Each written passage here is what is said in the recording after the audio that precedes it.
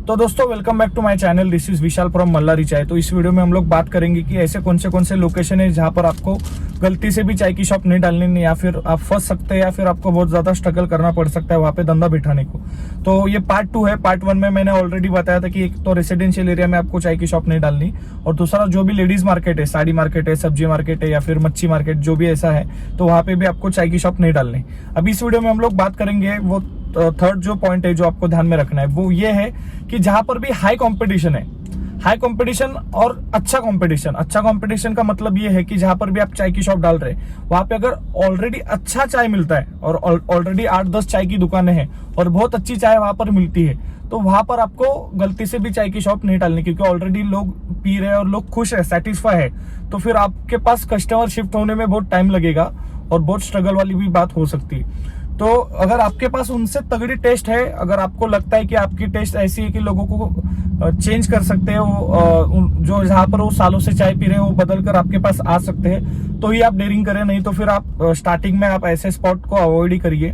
आपके अगर 1-2 शॉप अच्छे बन जाएंगे, उसके बाद फिर आप डेयरिंग करके और एक एक्स्ट्रा रिस्क लेकर ऐसे जगह पर शॉप डाल सकते हैं। तो ये पॉइंट आपको ध्यान में रखना है। और एक उसमें पॉइंट ये है कि जहां पर भी आपकी चाय की शॉप डाल रहे हैं वहां पे जो लोग आने वाले हैं, तो उनका इनकम रेंज है वो कम नहीं होना चाहिए। जैसे लो इनकम रेंज, जैसे अगर मैं आपको बोलूं, जैसे अगर वो महीने का 7,000, 8,000, 9,000 अगर ऐसा इतना पैसा कमा रहे, तो वो रोज 10 रुपए की चाय बाहर आकर कितनी बार पियेंगे?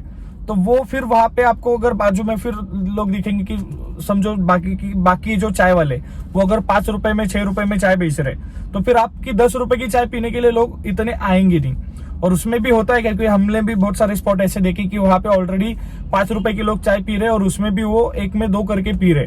तो मतलब 5 रुपए की चाय, उसमें भी आधा करके, मतलब एक आदमी 2.5 रुपए की चाय पी रहे। तो ऐसे जगह पर अगर आप चाय की शॉप डालेंगे तो वहां पे होता क्या है कि आपकी मेहनत ज्यादा होगी, चाय भी अच्छा जाएगा, लेकिन उसके पीछे आपको प्रॉफिट अच्छा मिलेगा नहीं।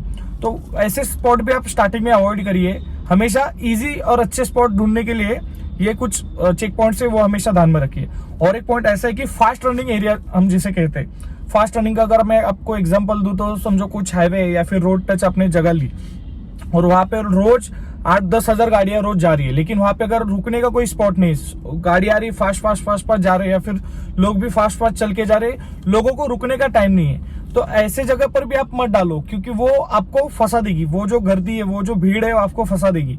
आपको लगेगा कि रोज इतनी गाड़ी आ रही है, लेकिन तो या फिर इतनी गाड़ी भी रुकेंगी तो मेरा इतना धंधा होगा, लेकिन वहां पे कोई रीजन नहीं है रुकने का।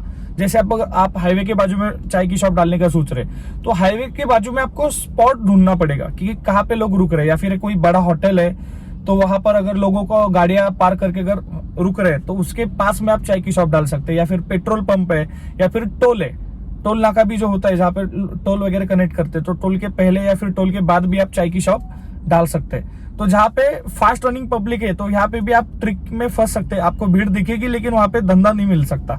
और एक पॉइंट उसमें यह है कि आपने समझो एक अच्छा लोकेशन वगैरह ढूंढ लिया, लेकिन वहां का जो मार्केट प्राइस से जो रेंट है वो अगर ज्यादा है, तो वहां पे भी आप गलती से मत शॉप डालो। क्योंकि क्या होता है, समझो वहां पे 30-40 हजार रेंट का कैपेसिटी है और वहां पे अगर वो 80-90 हजार ले, कुछ होते हैं ऐसे कि ज्यादा रेंट मांगते हैं, तो वहां पर अगर आप डबल रेंट देंगे तो फिर आप जितना भी कमाएंगे सब आपको रेंट में ही देना पड़ेगा।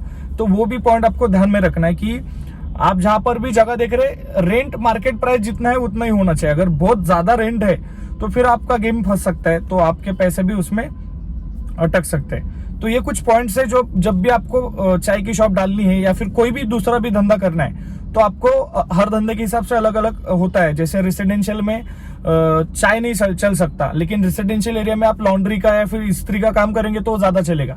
समझो एक बिल्डिंग है और टोटल एक सोसाइटी है, 8-10 बिल्डिंग है और उसमें टोटल समझो 2-2.5 हजार फैमिलीज रहते हैं, तो वहां पर अगर आप चाय बेचेंगे तो चाय इतना नहीं जाएगा। लेकिन वहां पर अगर आप लॉन्ड्री का सर्विस रखेंगे और इस्त्री का, अगर कपड़े का सर्विस 2-3 लड़कों को काम पे रखेंगे और इस्त्री का बिजनेस करेंगे, इस्त्री मतलब जो कपड़ा अपन आयरन करते हैं वो रखेंगे, तो फिर आपको बहुत अच्छा तगड़ा प्रॉफिट मिलेगा। तो एक मार्केट दूसरे बिजनेस के लिए सही हो ऐसा जरूरी नहीं होता।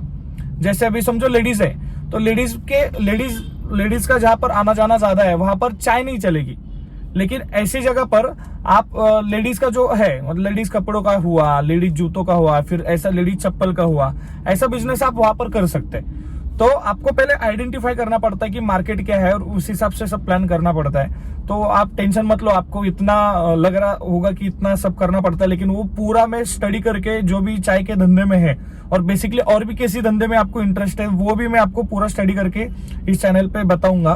तो आप बस चैनल सब्सक्राइब करके रखिए। और मैंने शॉर्ट्स भी अपलोड करी थी कि 70,000 में मेरा जो ब्रांच स्टार्ट हुआ था कोल्हापुर का, और भी बहुत जगह पे हुए है, तो उसका एक शॉर्ट्स मैंने डाला है, तो वो भी आप देखिए। बाद में मैं और एक शॉर्ट्स डालने वाला हूँ, तो उसमें जो सामने वाले ब्रांच ओनर है उनका टोटल 40,000 में पूरा का पूरा शॉप स्टार्ट हुआ था, तो मैं डालूंगा। बस आप सब्सक्राइब करके रखिए। पूरी वीडियो देखने के लिए थैंक यू सो मच।